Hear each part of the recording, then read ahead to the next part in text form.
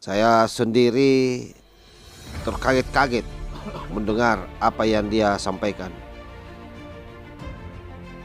Bisa dibayangkan kalau misalnya dia mengatakan bahwa Saya Ustaz, jujur, pribadi saya yang paling saya takuti sekali itulah Wahabi ketimbang orang kafir, Ustaz. Itu yang paling saya takuti. tidak boleh mengalah terhadap mereka para pencuri agama yang menjadikan agama sebagai alat politik.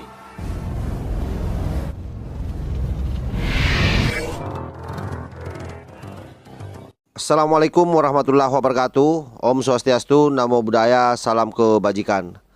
Sahabat-sahabat Tolang Sembilang yang saya hormati dan saya muliakan dimanapun juga berada. Kali ini kita akan menayangkan satu video yang menurut saya ini sangat menarik.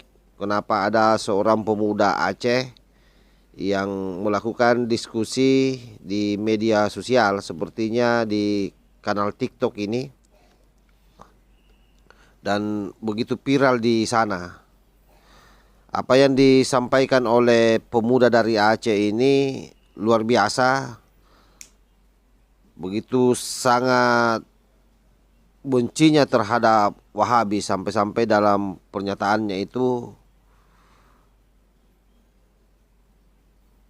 saya sendiri terkaget-kaget mendengar apa yang dia sampaikan. Bisa dibayangkan kalau misalnya dia mengatakan bahwa saya lebih membenci orang Wahabi daripada orang kafir. Selengkapnya coba kita simak secara bersama-sama. Saya Ustaz, jujur, pribadi saya yang paling saya takuti sekali itulah Wahabi ketimbang orang kafir, Ustaz. Itu yang paling saya takuti. Iya, betul. Kalau kafir kan jelas ya. Jelas. Kafir udah jelas. Kalau Wahabi, makanya sering saya katakan di media, Wahabi itu anak setan, ku bilang, jangan kalian ikuti. Tetapi para netizen terkepap lembu itu dibilang tuh saya tegang pepep, kan terkepap lembu dia semua. Pala saya. Saya ingat ketika ngaji di bulan Ramadan, pengajian subuh, Walid Hasanul Abu Mudi pernah cerita.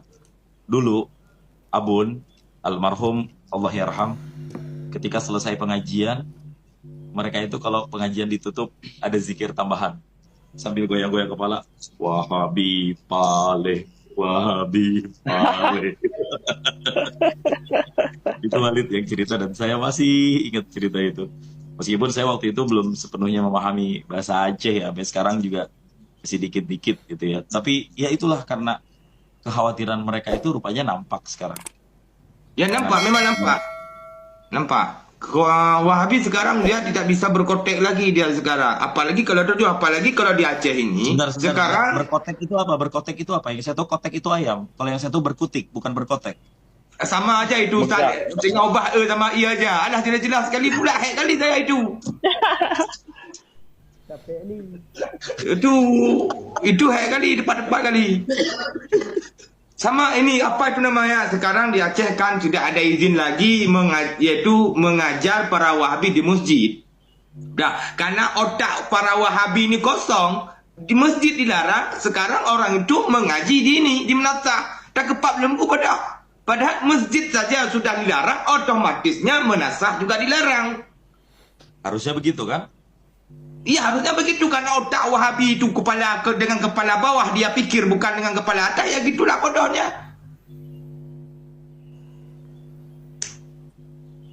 Ya udahlah. Tunggu Padahal aku ya jujur ya, paling kalau saya dengar kata-kata Wahabi dia tuh naik bulu saya. Sumpah saya paling benci saya manusia di dunia ini, dia paling benci. Ini seandainya Ustaz kan, jujur nih Ustaz kan, seandainya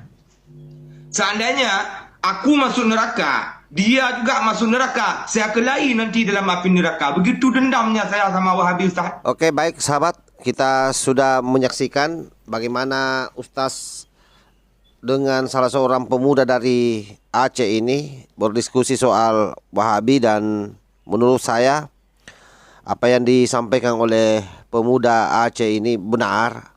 sekalipun disampaikan secara barbar. Bagaimanapun juga memang Wahabi Salafi ini adalah salah satu paham trans internasional yang masuk di Indonesia yang memang mengancam keberlangsungan bangsa kita, dan mereka getol sampai hari ini terus menerus memberangus kita punya budaya. Dan itu mereka sudah takar bahwa ketika budaya Indonesia dihabisi, maka dengan mudah umat Islam yang ada di Indonesia ikut dengan doktrin-doktrin yang mereka akan sampaikan di kitab. Sekilas bahwa ajaran Wahabi sebenarnya ini adalah ajaran yang diproklamirkan pertama kali oleh Muhammad bin Abdul Wahab, dan itu pertama kali ketika kerajaan Arab Saudi jatuh di tangan Ibnu Saud. Lalu kemudian ajaran ini diberlakukan dan dipaksakan di sana. Sekalipun sekarang ini Arab Saudi sudah berbenah diri dan berupaya keras keluar dari ajaran Wahabi, karena kapan ajaran Wahabi ini masih dia pertahankan, maka yakin saja Arab Saudi akan menjadi negara miskin ke depan. Kenapa? Karena dia cenderung tertutup, cenderung tidak mau menerima perubahan. Bayangkan saja ajaran ini dulu, perempuan saja tidak boleh keluar rumah, perempuan tidak boleh nyetir sendiri, perempuan dilarang pergi ke mal-mal. Nah, sekarang ini berubah total di sana. Jadi tak kala Wahabi saja yang, tak kala Arab Saudi saja yang merupakan asal usulnya ini Wahabi sudah berubah, justru kemudian di Indonesia ini mau diwahabikan. Ini juga saya heran, ini masyarakat Muslim Indonesia ini di mana otaknya disimpang. Jadi wajar saja kalau pemuda dari Aceh ini sangat geram dan marah menyaksikan bagaimana banyaknya orang-orang yang ikut terhadap Wahabi, paham Wahabi Salafi ini. Udah tahu di mana otaknya disimpang. Negara asalnya saja dihabisi, malah di sini mau ditumbuh kembangkan. Nah, pertanyaan kritisnya adalah kira-kira kenapa kemudian di Indonesia ini menjadi sasaran empuk Wahabi? Ya karena di Indonesia ini adalah bangsa yang, negara yang mayoritas umat Islam terbesar di dunia hari ini. Sehingga kalau mereka bisa kuasai Indonesia, maka dengan mudah negara-negara Muslim yang lain yang mayoritas Muslimnya mampu dia kuasai. Itu yang menjadi pertimbangan-pertimbangan mereka. Secara aspek sejarah juga orang-orang Wahabi tumbuh besar ini dibantu oleh Inggris, dan memang sejarahnya begitu. Pada saat terjadi perang dulu dalam rangka perebutan kekuasaan juga erat kaitannya dengan intelijen Inggris yang membantu Raja Saud untuk menang, sehingga kemudian dia menguasai Arab Saudi. Itu yang terjadi secara turun-temurun sampai hari ini. Alhasil terakhir anak dari Raja Saudi kemudian melakukan terobosan kebijakan dengan berlahan-lahan, dan hampir pasti Wahabi di Arab Saudi dihabisi di sana. Bahkan ustaz-ustaz radikal di sana yang selalu berteriak soal khilafah, begitu ketahuan itu langsung dapat hukuman pancung. Itu luar biasa Arab Saudi. Makanya kalau saran saya kepada seluruh sahabat-sahabat yang mau belajar agama, sekali lagi ini tak henti-hentinya saya sampaikan begini. Silahkan sahabat-sahabat belajar agama pada ulama-ulama yang memang tidak saja keilmuannya dalam, tetapi rasa cinta terhadap negaranya besar.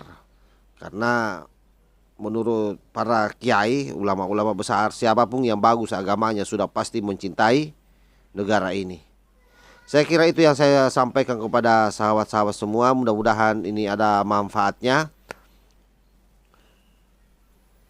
sebagai inspirasi kita bagi pemuda-pemudi yang hari ini lagi giat-giatnya belajar soal agama, sampai kemudian ada istilah hijrah dan seterusnya. Jadi kalau mau hijrah, kasarnya begini, kalau mau hijrah hijrahlah di bawah bimbingan ustaz-ustaz atau kiai-kiai atau ulama-ulama yang memang pengetahuan agamanya mumpuni. Kalaupun misalnya di YouTube, ya saya kira banyak ustaz-ustaz di YouTube yang senantiasa memberikan pengajian-pengajian yang memang dalam pemahaman agamanya, terutama kalau saya sarankan ya ustaz-ustaz dari Nahdlatul Ulama. Wallahul muwaffiq ila aqwamit thariq. Wassalamualaikum warahmatullahi wabarakatuh. NKRI harga mati. Salam Nusantara.